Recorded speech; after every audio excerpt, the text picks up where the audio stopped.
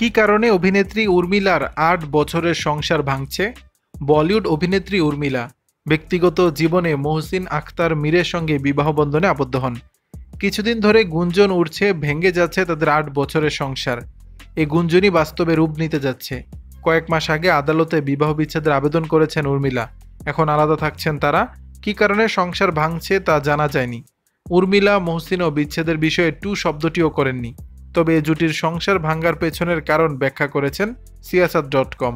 এ প্রতিবেদনে জানা যায় উর্মিলা মহসিনের সংসার ভাঙ্গার পেছনে কয়েকটি কারণ রয়েছে। এর মধ্যে অন্যতম অসম বয়স। মহসিনের চেয়ে ১০ বছরের বড় উর্মিলা। তাছাড়া একটু বেশি বয়সে বিয়ে করেন এই অভিনেত্রী, অর্থাৎ ৪০ বছর বয়সে বিয়ে করেন তিনি। সাধারণত বয়সের এত ব্যবধান সম্পর্কের ক্ষেত্রে জটিলতা তৈরি হয়। এটি কেবল উর্মিলার ক্ষেত্রে নয়, এমন অনেক ঘটনাই রয়েছে। এতে করে নারীর সন্তান ধারণে সমস্যাও হয়। আর এসব নিয়ে ছেলেপক্ষের পরিবার থেকেও একটা চাপ তৈরি হয়।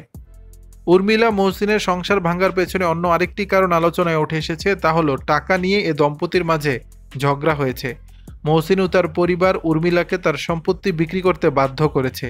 মূলত মহসিনের ব্যবসার জন্য অর্থের প্রয়োজন ছিল, সেখান থেকে এটা করা হয়। এ কারণে বিবাহ বিচ্ছেদ সমঝোতার মাধ্যমে হচ্ছে না। ৪ মাস আগে আদালতে বিচ্ছেদের আবেদন করেন উর্মিলা। কাশ্মীর ভিত্তিক ব্যবসায়ী ও মডেল মহসিন।